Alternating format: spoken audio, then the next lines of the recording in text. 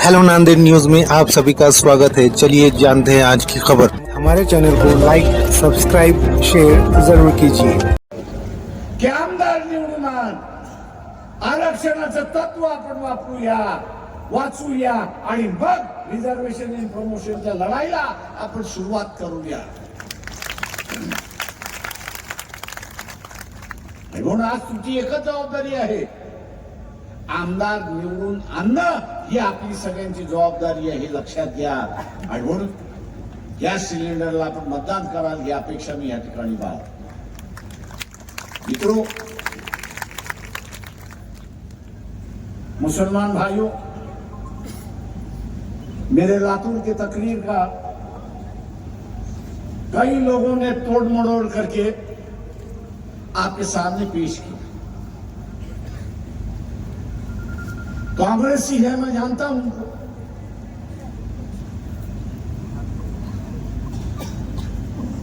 उनकी जो बहुत सारी गलतियां हैं,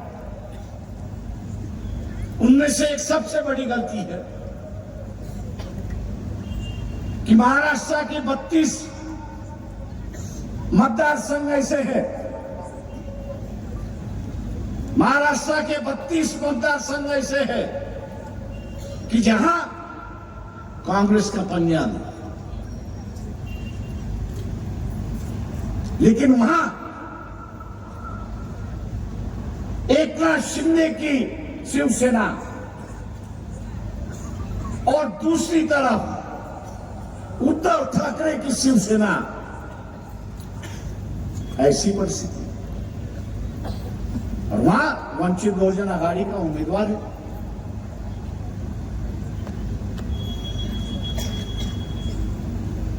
और वहां वंचित बहुजन आघाड़ी का उम्मीदवार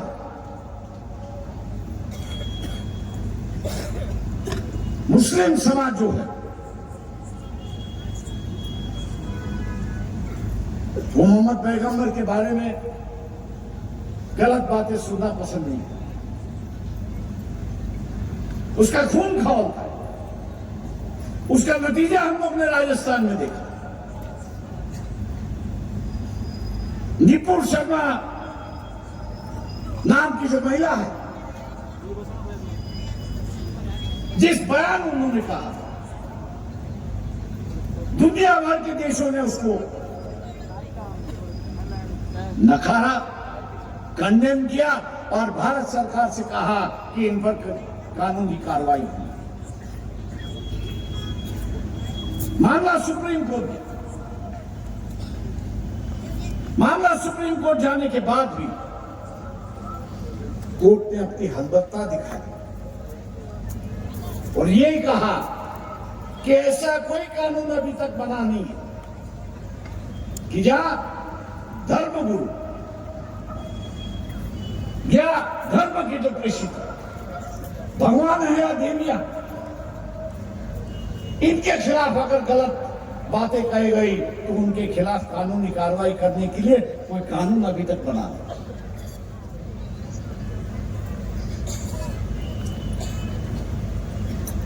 देश भर मुसलमानों ने आवाज उठाई,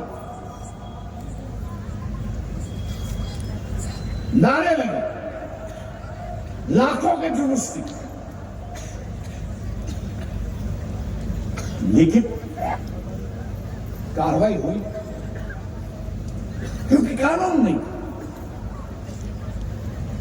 इसलिए वंचित बहुजन आघाड़ी,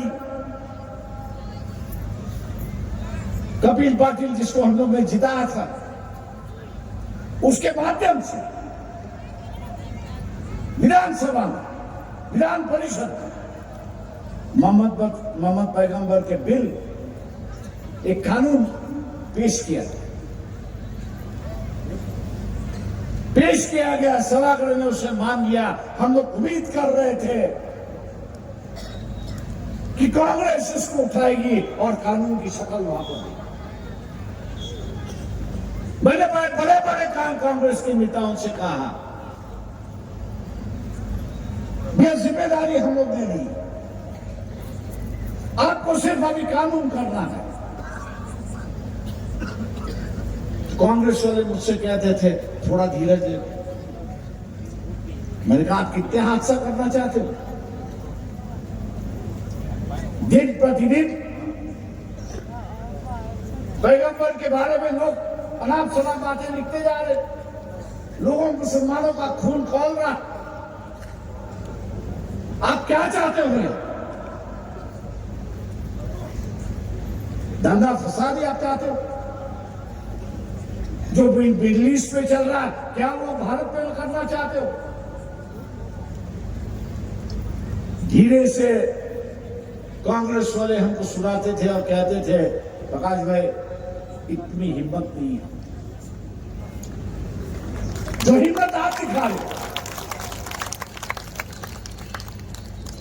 जो हिम्मत आप दिखा रहे हो, वो हिम्मत हमारे नेता भी नहीं।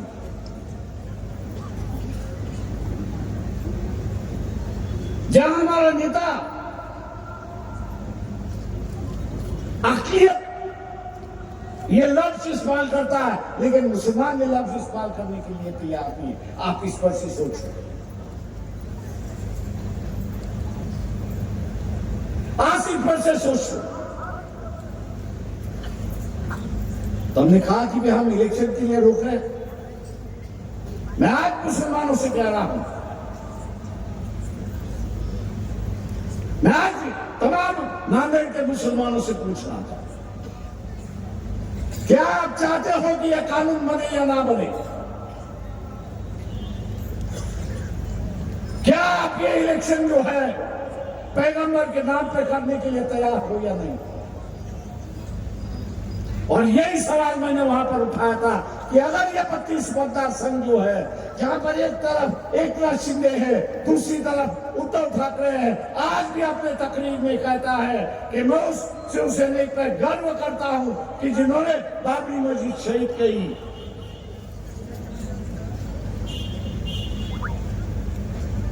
और मैंने यही अपील कही थी, मौलवियों से अपील कही थी, काजियों से कही थी, उलेमाओं से कही थी, बेपंजा है ही नहीं तो आप वंचित बहुजन आघाड़ी के पीछे क्यों नहीं खड़े हो जाते? आप ये ऐलान क्यों नहीं करते हो कि वंचित बहुजन आघाड़ी अगर जीतती है तो मोहम्मद पैगंबर का बिल कानूनी बनता है। और जो कोई पैगंबर के बारे में या किसी और भगवान के बारे में अनाप शनाप लिखेगा तो 7 साल की सजा उसको। क्या मुसलमान ये चाहता है या नहीं चाहता? ये सवाल मुसलमानों ने अपने जमीन से पूछना है। हम तो लड़ते रहेंगे, हम इंसानियत के पुजारी हैं।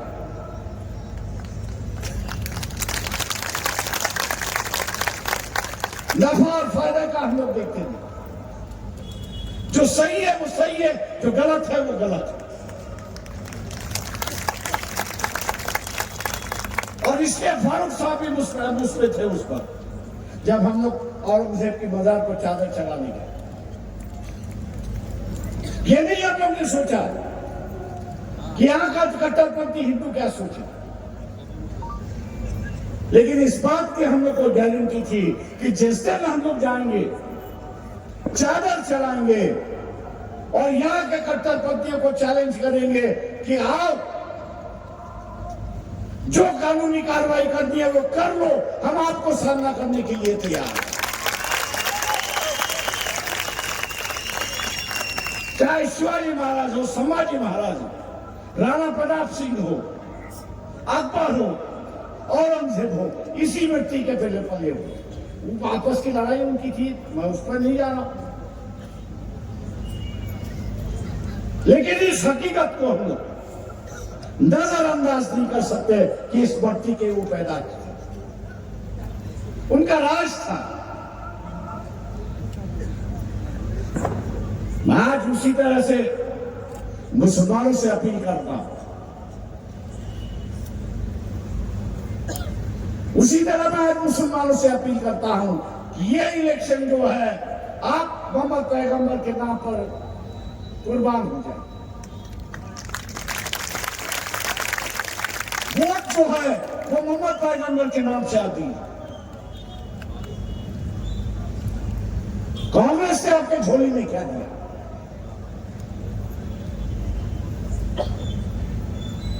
जो उम्मीदवार दिया है उसके खिलाफ शिवसेना का उम्मीदवार खड़ा है। मैं मुसलमानों से पूछना चाहता हूं कि क्या यहां का मराठा आपको वोट देने के लिए तैयार है? ठोक के कहता हूं कि वंचित बहुजन आघाड़ी का जो वोटर है, जिसको हम लोग कहेंगे वो उसी को ही जाएगा और किसी को नहीं जाएगा। मेरी ताई मुसलमानों से कहूंगा, अगर दोस्ती करना चाहते हो तो इज्जत की और बराबरी की दोस्ती होनी चाहिए।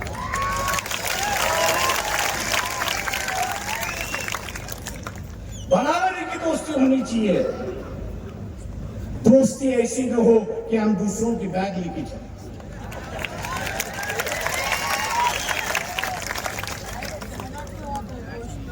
कितने सीटें मांगे थे उलेमा ने? 44 सीटें।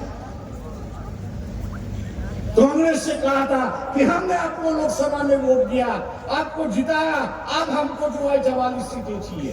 कांग्रेस ने कितने सीटें दी? कितने सीटें दी? 6 सीटें दी। एनसीपी ने कितने सीटें दी? शिवसेना ने कितने सीटें दी? और फिर भी जो उम्मीदवार वंचित बहुजन आघाड़ी ने खड़े किए, उन मुसलमानों उम्मीदवार के पीछे तो आप कम से कम खड़े रहिए।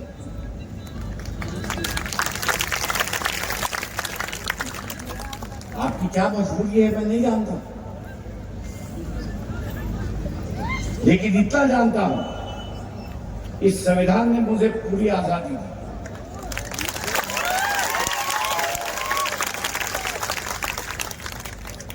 ना डर ना खौफ,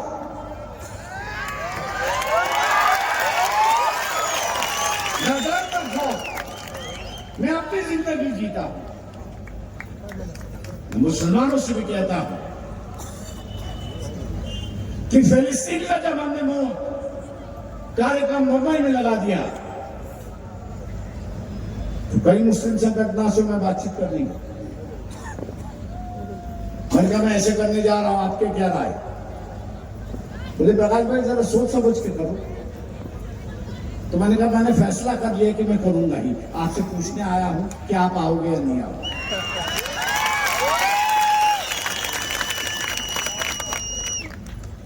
आए सभी जन। बाद में मैंने उनसे पूछा आपने आगे क्यों नहीं आया? आप आगे जाते तो हम आपके पीछे हो जाते। मैं आज यहाँ के मुसलमानों से कहना चाहता हूं, बिना खौफ और बिना डर अपनी जिंदगी अगर गुजारनी है तो आपकी गांव वंचित बहुजन आघाड़ी के साथ जुड़ लो और आप भी इसी तरह से जुड़ो। दोस्तों, मैं यही कहूंगा,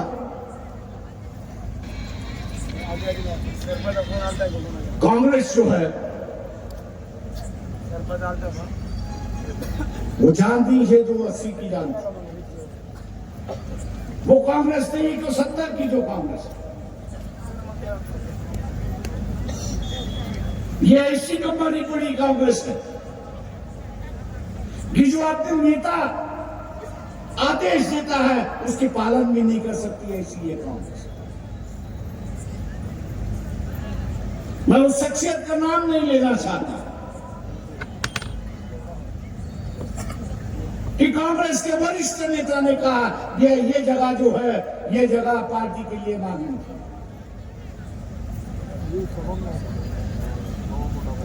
बुल्ढाना डिस्ट्रिक्ट की बात कर रहा हूं, लेकिन अपनी ताकत अपना वजूद होने के बाद भी अपनी ताकत, अपना वजूद होने के बाद भी वो अपनी नेता की ख्वाहिश जो है, या उन्होंने जो कहा था कि बुल्डाना की असेंबली की सीट कांग्रेस के हिस्से में आनी चाहिए, वो कांग्रेस के हिस्से में न जाते हुए वो शिवसेना के हिस्से में चले गए। अरे भैया, आप कैसे पार्टी चलाते हो? नाना पटोले अपनी सीट बचाने के लिए पार्टी भाड़ में गई।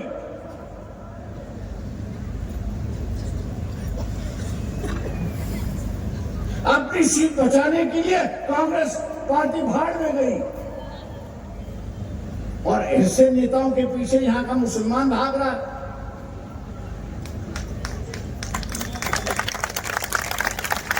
मैं दोबारा मुस्लिम समाज से अपील करता हूं,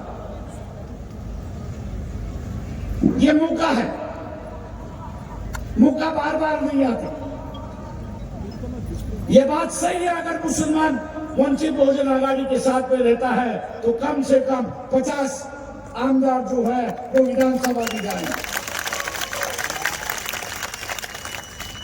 50 आमदार जो है वो विधानसभा में जाएंगे, और फिर हम लोग देखते हैं कि कौन रोकता है मोहम्मद पैगंबर के बिल को कानून से बदलने। हम लोग देखते हैं कौन है। और इसलिए दोस्तों, मुसलमान भाई और बहनों, मैं आपसे अपील करता हूं, 18 का मामला छोड़ दो। आप रिश्तेदारों को वोट करने जा रहे हो, पार्टियों को वोट नहीं करने जा रहे। नांदेड़ में आप पार्टी को वोट करने नहीं जा रहे हो, आप रिश्ते को वोट करने जा रहे हो। एक तो भतीजे को वोट करो, और भतीजे को नहीं करना है तो उसके मामा को वोट करो। भतीजा और मामा एक ही हो गए, सत्ता घर में ही आ गई। चाहे वो दाएं हाथ से आए या बाएं हाथ से आए, सत्ता घर में ही आ गई है।